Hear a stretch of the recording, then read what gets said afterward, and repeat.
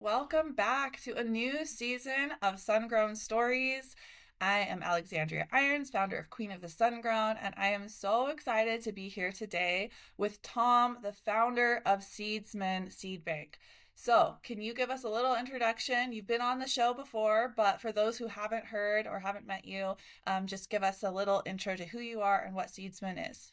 Yeah, so hi, I'm Tom. I'm the founder of Seedsman. Seedsman is a seed bank selling a multitude of different brands and breeders from the US, from Europe, and really trying to have a catalog of products really from around the world to offer growers real diversity, allowing them to grow in any climate really or any condition and have the best possible success. Yes, and that's just a perfect segue for um, our new project that we've partnered for this year, the Blaze project. I'm super excited for this. So, Blaze stands for Botanical Latitude and Zone Evaluation. Last year was kind of our beta testing of the program. But this year we are going full force. We've partnered together. So, we've chosen some awesome strains from Seedsman. And the goal of this project is really to, like you said, your goal with Seedsman is to make sure that people around the world can grow cannabis that works for them. Now, one of the issues that we see, like right now, I'm in growing hardiness zone 6B. Whereas before I was in 12B, but I was also at a lower latitude in the world, like closer to the equator. Now, one of the issues we run into with cannabis being a photoperiod sensitive plant where it needs a specific amount of darkness to trigger it into flower is that when you move further away from the equator, different strains have different sensitivities to light. And currently all of the seeds, like, you send them out and what's on the pack of seeds, really not a ton of information because for so long we have been having to grow in the shadows in our garage, in our basement. We haven't been able to just grow outside using the sun. So now that we're seeing like legalization widespread across the United States and other countries around the world, finally we can see this movement to grow outdoors again.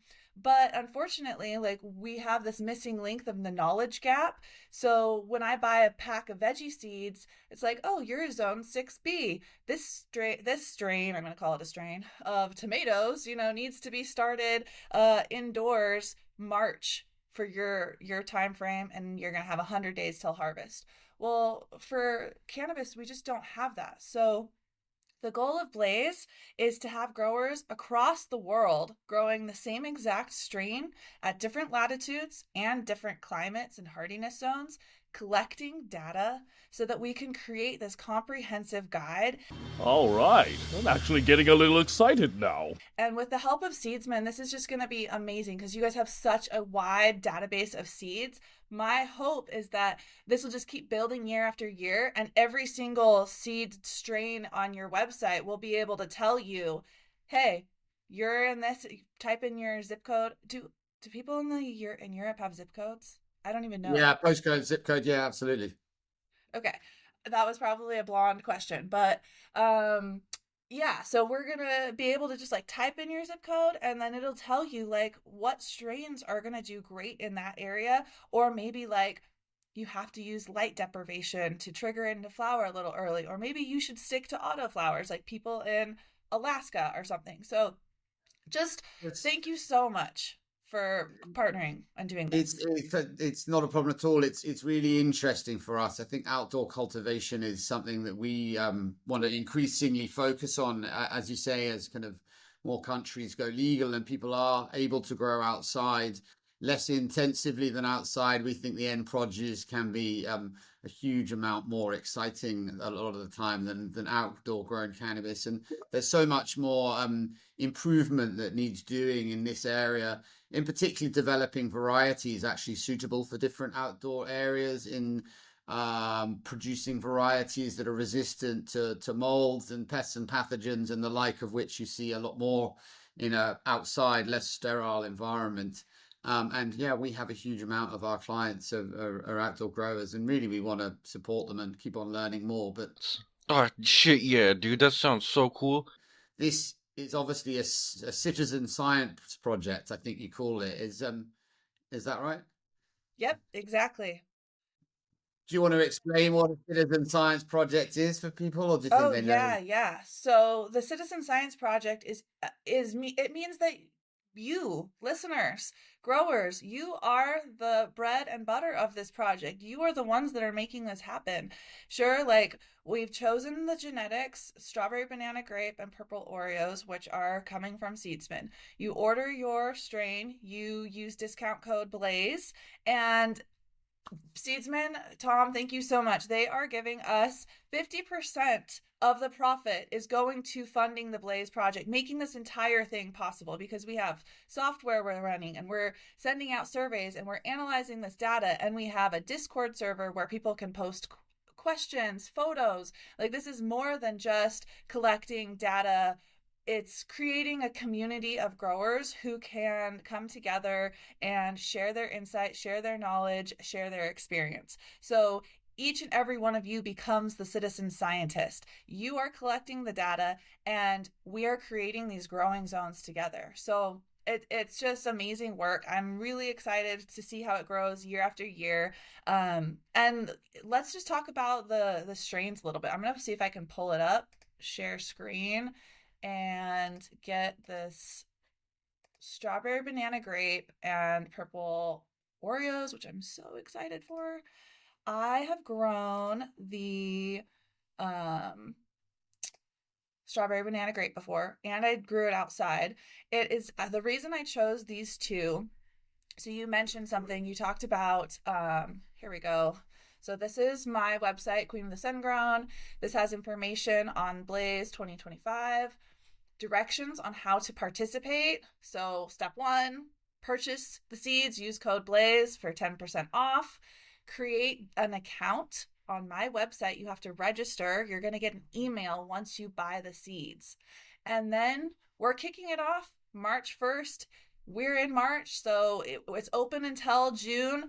Get your seeds, sign up today, and we'll be sending out surveys monthly. So we'll have your seed germination survey, we'll have your transplant survey, we'll have a vegetative report, a flowering of report, a harvest report.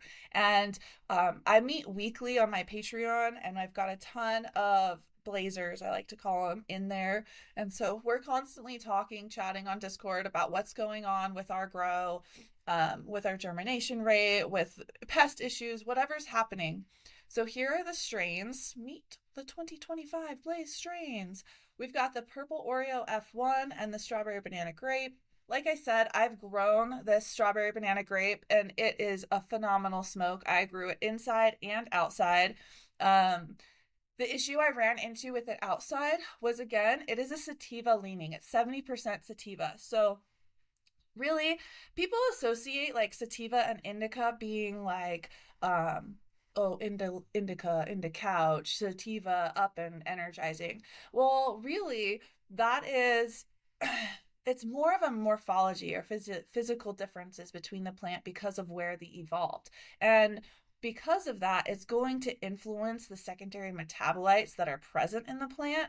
And so the secondary metabolites, which are like terpenes, esters, bioflavonoids, those are shaping the experience you have when you get stoned. And so it's not necessarily like the indica or sativa that is giving you that feeling, but the terpenes that are present, which are influenced by where they evolved. So with this sativa, 70% sativa, what I noticed with this plant is that it grows really tall. I mean, this plant was like 12, 14 feet tall, super lime green, serrated edge, narrow leaf, and it didn't trigger into flower for me moving up closer to Canada, further away from the equator, until like the second week, third week of August.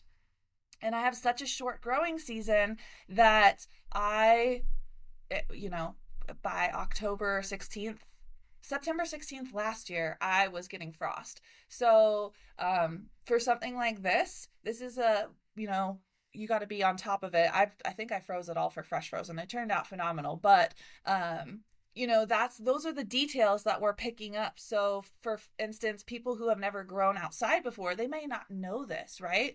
Whereas the purple Oreos is going to be an indica dominant hybrid that has the characteristics of, the broadleaf, a little bit more squatty, shorter, stockier plant, but it's also, it evolved in areas like Afghanistan where we see a range Colder of temperatures. temperatures.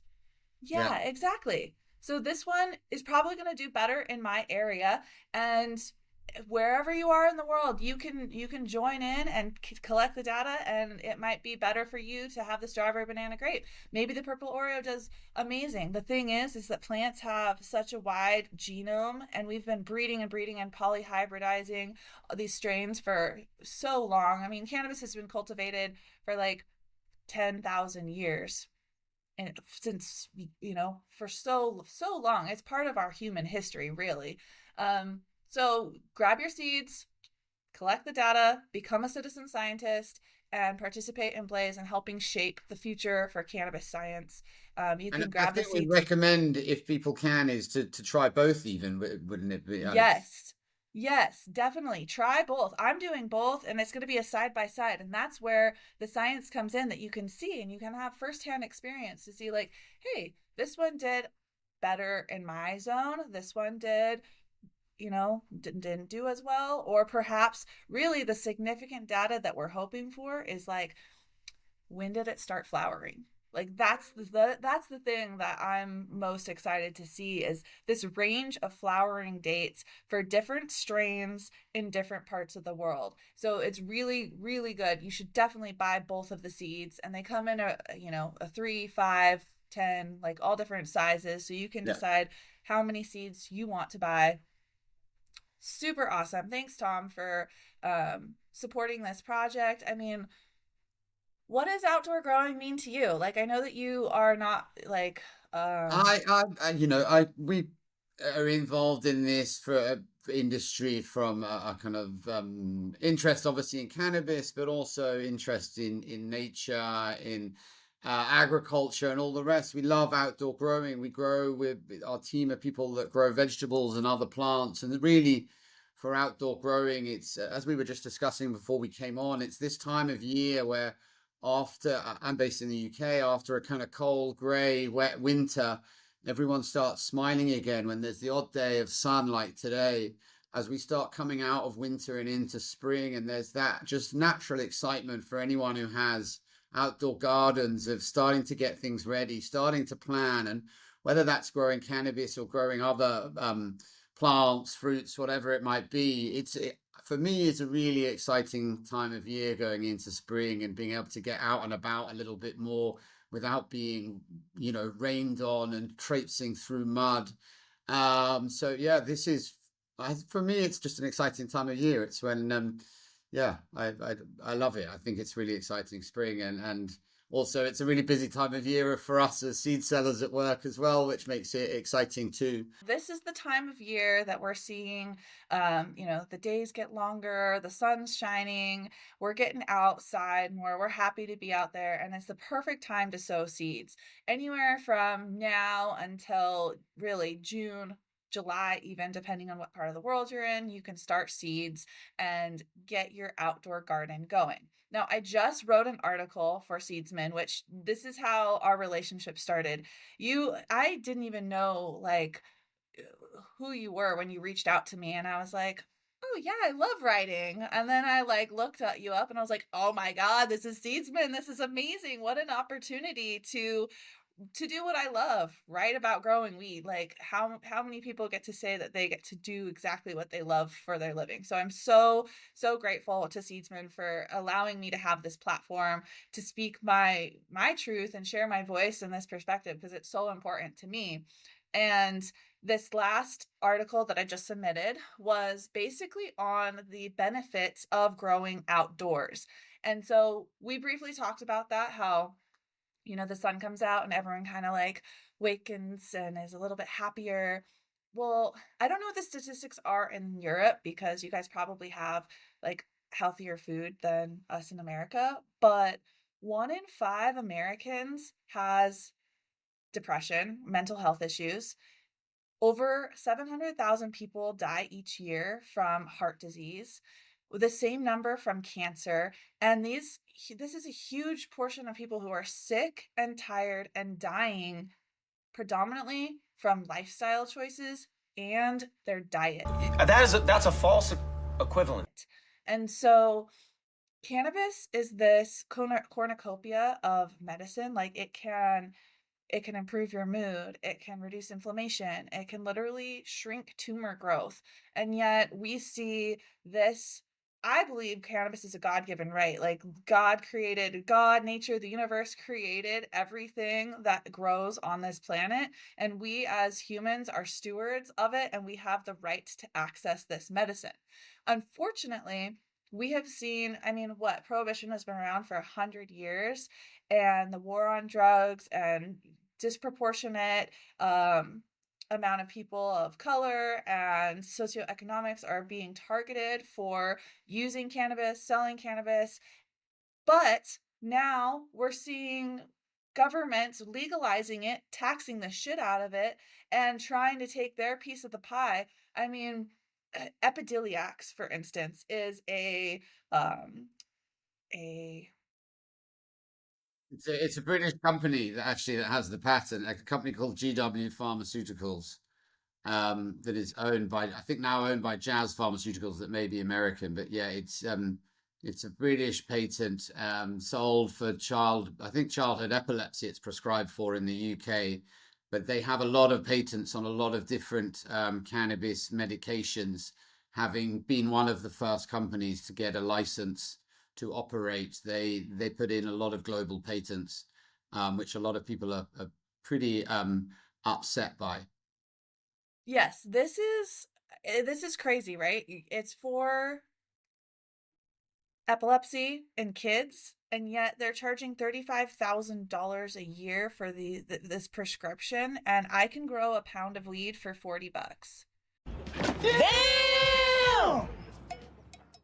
Full spectrum, organic, like, and then you're not isolating it and down to the CBD alone, but like you can get RSO, you can do low dose edibles. Like it is proven that this can help with epilepsy without having to go through the whole isolation. And and even if they do go through that process, why does it cost that much? Because they want to make money off of it. They don't care about the well-being or the health of the kids who are suffering from epilepsy. This is a total corporate greed grab from the government, really. It's really, really sad. And so I see cannabis. We've all been doing something on the fringe of society, right? Selling seeds, growing when it's not federally acceptable, or I don't know what you would call it in Europe, if it's federal or whatever. Legal, Um, legal, or yeah, on the fringes of legality. Suddenly, I mean, we've operated a seed business for 20 years on legal loopholes, really, global legal loopholes.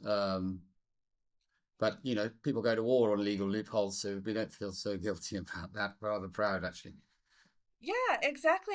This is, like I said, it's our God-given right. And you know what? I don't understand is like you're born into the world being told what all of these rules are, and you don't even get yeah, sure you can vote, but there's so much indoctrination and brainwashing that has already happened with the war on drugs and the perception of cannabis. And what I like to do is live my life by like, what is my experience? And I have had nothing but good experiences with cannabis. Sure, a few times I've gotten a little too high and maybe I got in a little anxious and I didn't want to talk to anybody, or I got the munchies, or I laughed so hard I peed my pants. But it's like there's no overdosing, there's no risk of death or damage to my body. If anything, like, and I get super, super high, like I've had like 1,000 milligram edible on accident, and that was very uncomfortable for a while. But the next day, I felt like, wow, like so relaxed and Silver lining. rejuvenated. And so it's like standing up for what you believe in from your personal experience. And to me, cannabis is one of those things that no matter what the rules are or what anybody tells me, I know from my personal experience what it does for me, what it does for my friends, my family. And I'm not going to let anybody tell me differently because that's my truth. That's my experience. So, this article that I wrote was kind of focusing on like how gardening, especially cannabis, is an act of revolution. And right now, we're seeing so much civil unrest. Citizens are not happy with the government, with the way laws, with the way things are going, war, corporate greed, profits that are an all-time high, yet income gaps are growing. We're losing the middle class. We're seeing all of these social, political, economic issues coming to rise. And then our mental health, our diet, our lifestyle, everyone is sick and tired. But gardening can change that. Literally, just the act of gardening increases the bacteria that are responsible for producing serotonin and dopamine in your gut. The same bacteria that your plants need are in your gut. So just getting out there, putting your hands in the soil is going to make you happier. It's going to make you more active. It's going to make you a sovereign individual who knows how to grow something in case, God forbid, something happens to the grocery stores. 100%, and that's true, of cannabis or any plants. Of just growing any plants is great for you. Getting your hands dirty, getting out in the sun, getting active, like you say, getting your endorphins going. It is a very natural process for humans to be cultivating and growing things. The sun's on their back and their hands in earth. It's something we've been doing for years and years, which is why we still exist on this planet, because we've had to feed and nourish ourselves. I think the interesting part for us, as well as people who've been in the cannabis industry for a while, is looking at how illegal cannabis in Europe prescribes itself as a kind of medical only at the moment, predominantly apart from that's in Germany. And we've been frightened to see quite a lot of people within that medical movement talk about medical cannabis as though it's something completely different from homegrown cannabis or the like. Science is a liar sometimes. Which simply isn't true. I listened to one physician or doctor of something who's quite prominent in the UK, and he was talking on the radio, on one of the main radio stations in the UK, about how medical cannabis varieties were very different to what was on the street or grown at home, which is just absolutely not true in the slightest. There are different conditions of cultivation, some which could be seen as beneficial for a medical cannabis, but a lot of the time, actually, the quality we don't even see as being any better at the moment. A lot of the time, the flower's been radiated and the like, and actually the conditions from growing at scale are a lot worse, actually, than people who grow on a small level, at home, either indoors or outdoors. And that myth, I think, needs to be busted. One of the things at Seedsman that we're keen to do and just starting to look at is to fund some academic research into the benefits of domestic cultivation in comparison with buying from a kind of a medical cannabis company or the like. Like you say, just the act of growing is a benefit, and then the cannabinoids and all of the secondary metabolites that our bodies often need, we think coupled together is essential. 100%. And that just brings back to the comparison of indoor versus outdoor, because so we can compare homegrown versus dispensary recreational medical marijuana. And to me, open your eyes, there's no comparison. If you go to a industrial agriculture of any sort, you're losing quality. Look at a mass monocropped soy or corn field. They're spraying it, there's no life. It's literally death. Like there's no insects, there's no other plants, there's nothing growing. So now we're replicating our industrial agriculture system for cannabis. Yeah. we're seeing like 40 acres of weed grown and just being sprayed. And if it's grown indoors, I mean, I've seen people pick up nugs off the ground in the indoor facility, and they're like, okay, this is just going into the, mold, we'll remediate it, it's fine. But I you think go that, to, and go ahead. that's true. Is looking at it similar to food and food production is generally locally sourced organic food is going to be so much better for you if you can't grow yourself. If you can grow yourself, generally we all know that things we grow ourselves generally taste better, and whether that's a kind of psychosomatic thing or whatever. If you think it tastes better, then it does effectively, because that's all that really counts. And I think one of the reasons, just going back to what we were talking about earlier, is that we've engaged with you and got you writing for us, is that we were very encouraged by your talk and passion for regenerative agriculture, and making sure that we are building up soils and the like, not just taking from the soil to grow plants, but also filling back and building it up and looking after it and nurturing it, with the idea that, when our time comes, actually the places we live are left in a better condition than when we found them. And that's something that we kind of hold dearly in Seedsman, in our working and kind of private lives. Really, we're people that are passionate about the environment.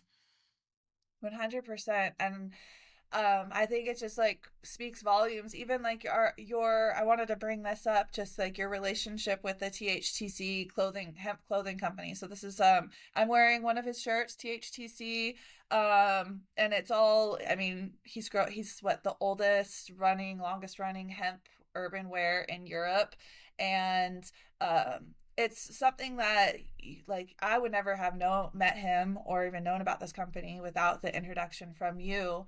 And you guys just continually to support people who are trying to do the right thing, who are trying to support regenerative systems, sustainable systems, plant-based, hemp-based, cannabis-based systems, because we know like there's so many benefits to cannabis. And I can't wait to see where more hemp products are coming onto the market, because right now we have in America at least so many hemp growers that are growing for isolate, like the epideliacs or flower. I don't even know why they grow hemp flower, but that's a different conversation.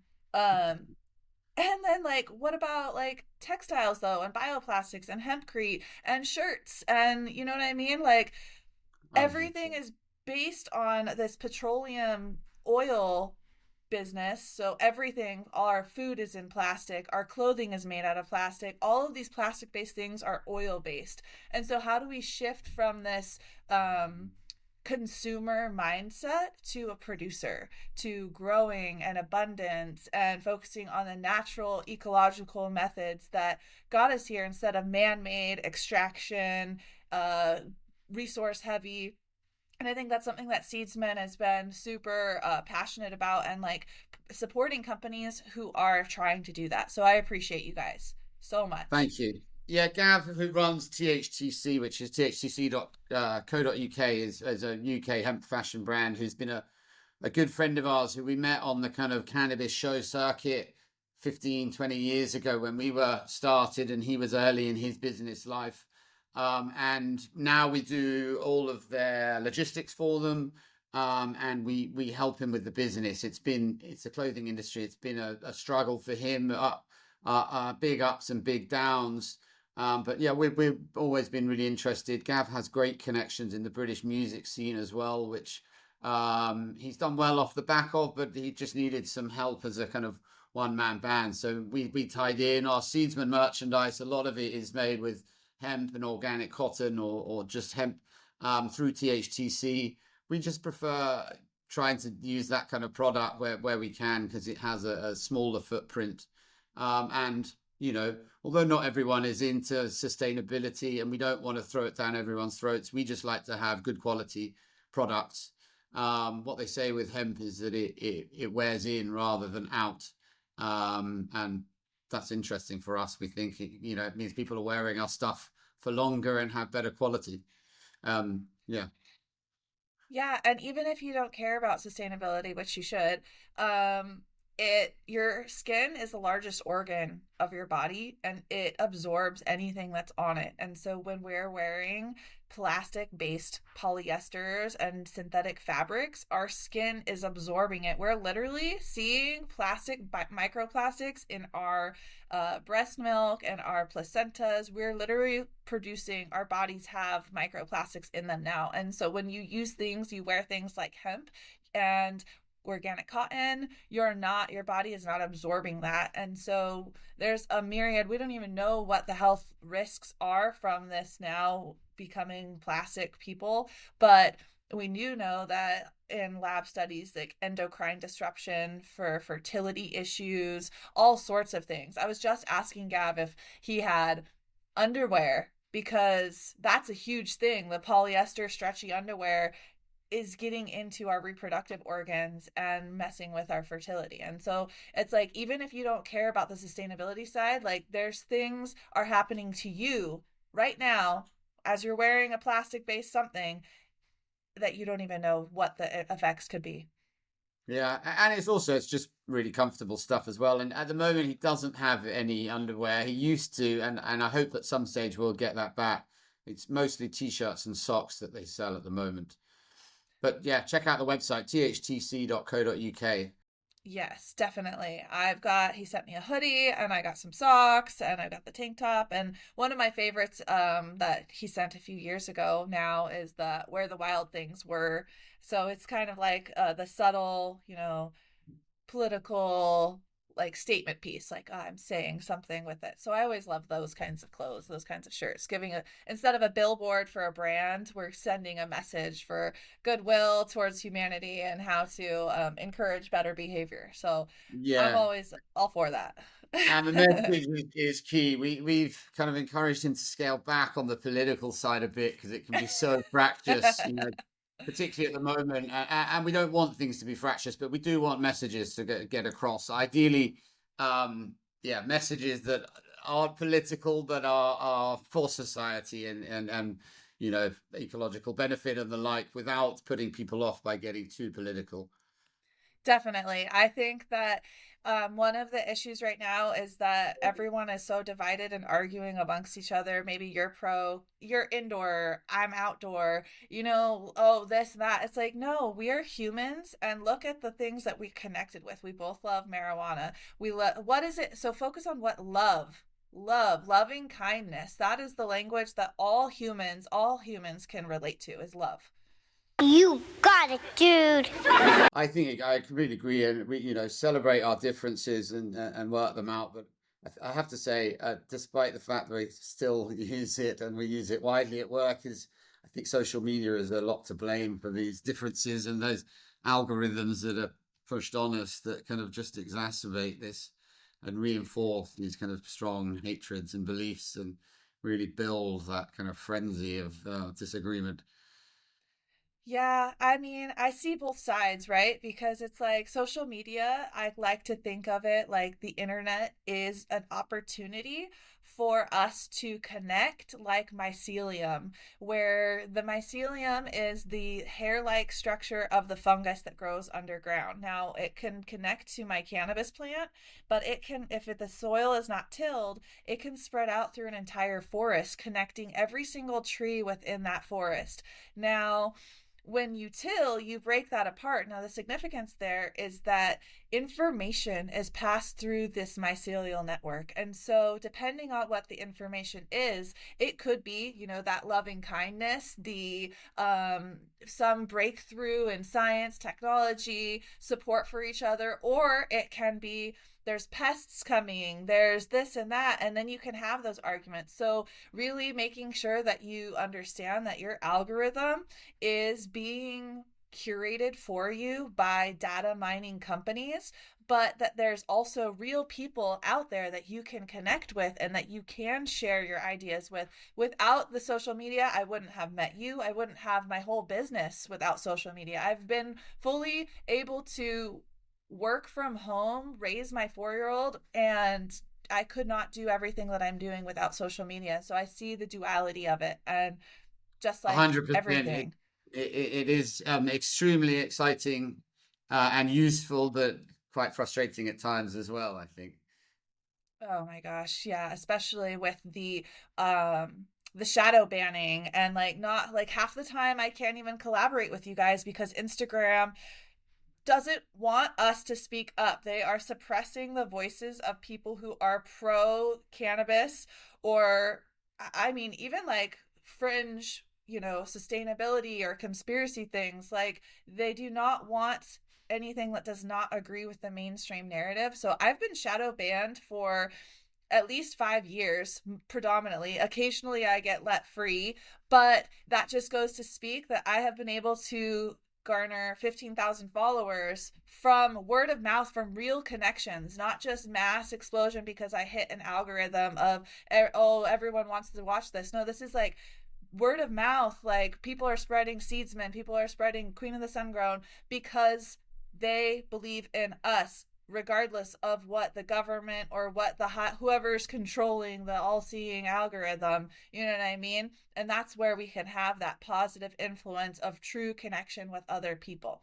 So I'm grateful for it. I'm grateful that I met you. I'm so grateful that you guys are supporting this Blaze project, and we're going to encourage people to grow more outdoors. As we kick off Outdoor March, what kinds of things can we see on the Seedsman website? Obviously, I'm going to be writing articles on, all things outdoor, and we're launching a new series on YouTube. Actually, I've been talking to Otto about this. So Otto is also Seedsman, what I don't know what his title is, a Seedsman man. He's the affiliate and influencer marketer, but yeah, he's integral part of our family and actually family of mine. So he's the son of my cousin who I started the business with originally. And yeah, he's been doing great, and as you know, worked closely with you and other influencers that we're lucky enough to work with. Yes, so we've been talking about this whole outdoor YouTube series where I will be documenting the entire Blaze grow. So that strawberry banana grape, the purple Oreos. So you can check it out on my YouTube, Queen of the Sungrown. And this is going to be much more of just like a how-to videos because knowledge is power. And I love saving money, doing things sustainably. And we're going to be following it along, documenting on YouTube, Seedsman and Queen of the Sungrown collaboration. And I'm hoping that we can get more people involved with sending in videos for their Blaze project as well, so that I can highlight and feature growers from around the world. This is super exciting to be able to connect again the evils but the goods of social media and just see where we go with this Blaze project. And I think that on the goods of social media is ultimately, as a citizen science project, this is a community project, a community that is maybe very geographically spread, but a community nonetheless of people that are doing similar things, collecting information on the same areas so that we can really study. And I believe you're making all that kind of information at the end available to people that have been involved, right? oh yeah, we're reviewing tonight. I have a meeting with all past Blaze participants and anyone who wants to tune in that wasn't involved last year but involved or wants to get involved this next year, where we're reviewing the data that we collected from last year's project. And it's the hope is it for it to be all open source, and it would be wonderful if it was like integrated into the Seedsman genetics so that you can just see having that information at your fingertips, because that's the whole point of this, right, is for us to be able to grow better together. Absolutely. It's for everyone to learn from each other. And the thing that I love about growing is that, you're always learning from one season to the next with different especially particularly outdoors, with different conditions, different little changes that you do. You can get some quite different outcomes. And that's what keeps you on your toes, keeps it exciting. For me, and I think for many others. But yeah, and it's also learning from others, making sure that you're involved with things like Blaze or in community forums, grow diaries, and various things like that. And teaching other people and learning from other people in non-judgmental ways. There's lots of new growers out there continuously growing cannabis. Always help them and invite them to ask even the stupidest of questions. It's important.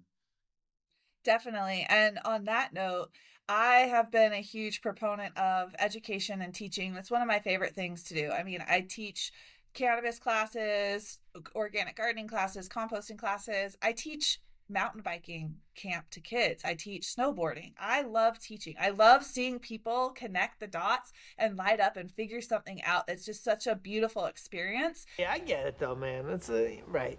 I feel like you're saying you get it, but you don't get it. It's cool. It's not cool. It is what it is. My God, this is so frustrating. My goal this year is to grow, well, way more weed than last year, but 50% of my family's grocery bill. I'm trying to remove it and grow 50% of my family's food completely from, I just And started what acreage, how many plants do you think, to do that? What are you Well, I just put out a video and an article on my website on how to figure this out using ChatGPT and calculating the amount of plants you need and square footage for everything for your family. So I have a family of 3. I'm on 12 acres, but I'm only growing 5,000 square feet of garden. And I have all of my plants calculated, how many plants I need of every species, when to start them, when to transplant them, when to direct sow them. And I have so far 400 onion plants started, which is Wow. double what I need. But I just wanted to, I got 50 They store well. What? They store pretty well, onions, don't they? So Exactly. anything that stores well, overproduce if you can. I just always think. Yep. And then broccoli, I've got a ton of broccoli, Brussels sprouts, cabbage, already started. And then I'm going to move on to eggplant, peppers, tomatoes, then squash, melons. I've got a ton of potatoes that I saved from last year. I grew probably 50 pounds of potatoes and I saved some for seed. I just finished eating the ones that I had saved for eating, and it's almost, Great. time to grow again. So And I'm what have pretty you done excited. with your soil over the winter? Do you put anything on it? I did put cover crop seeds, but the deer and chickens ate them all. And that was a medley of legumes, which are nitrogen fixers. But the whole garden is covered in an unsprayed wheat straw. And then, it stays nice and cozy. And I'm doubling my garden space. Last year I only had 2,500 square feet. And so this year I'm going to double it to 5,000 square feet. I had the raised beds are going to be for the Blaze seed plants. So I have 6 raised beds. I'm going to do 3 of each. Oh, I'll probably do 6 of each strain of the purple Oreos and the strawberry banana grape in the beds. And then you guys are doing clones, and I'm so excited for clones this year because it's hard for me now in Washington to get access to clones. Whereas in California, I had hundreds and hundreds of strains to choose from. At any moment I could get clones, and I noticed that my clone plants did so much better than my seed plants this past year because of how far I am north. That photo period is much more sensitive in clone plants because they've been alive for so long. Their hormones are different. So me and Otto have been talking, and I need to pick out my clone plants, but I'm going to have a whole section of Seedsman clones that'll be in the new garden. And I'm building a hugelkultur mound for those. So that is where you take logs, rotten, decaying wood, and create a mound with compost and organic matter like dead leaves and pile it up. And then it's slowly breaking down, and the wood acts as a sponge holding water, and it promotes a lot of fungal growth. And so Right.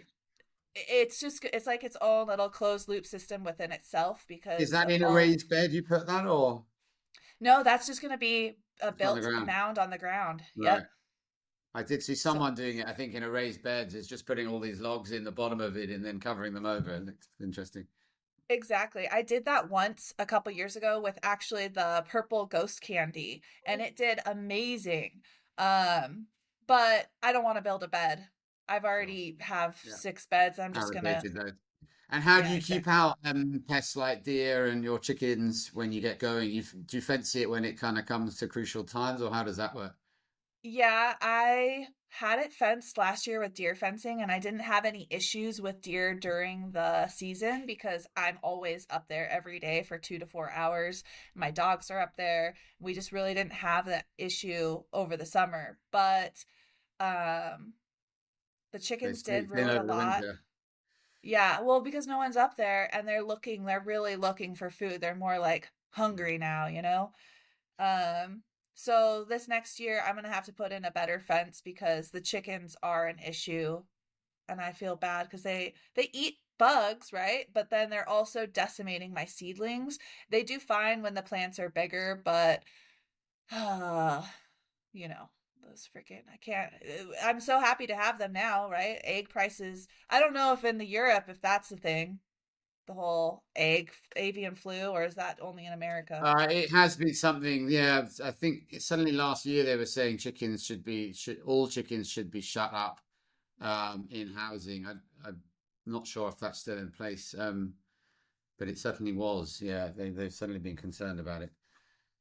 Well, here it's crazy. People are like charging $18 for a dozen eggs, and like the prices have just gone out crazy, and they're killing because, and this is bringing it back to the industrialization of our food system, of our marijuana. It is not healthy for the environment. It's not healthy for anyone. When you have 1 acre of chickens with millions of chickens enclosed in 1 acre in different chicken houses where they're just crammed in there. One gets sick, everyone gets sick. And so they're killing millions of birds at one time, skyrocketing egg prices.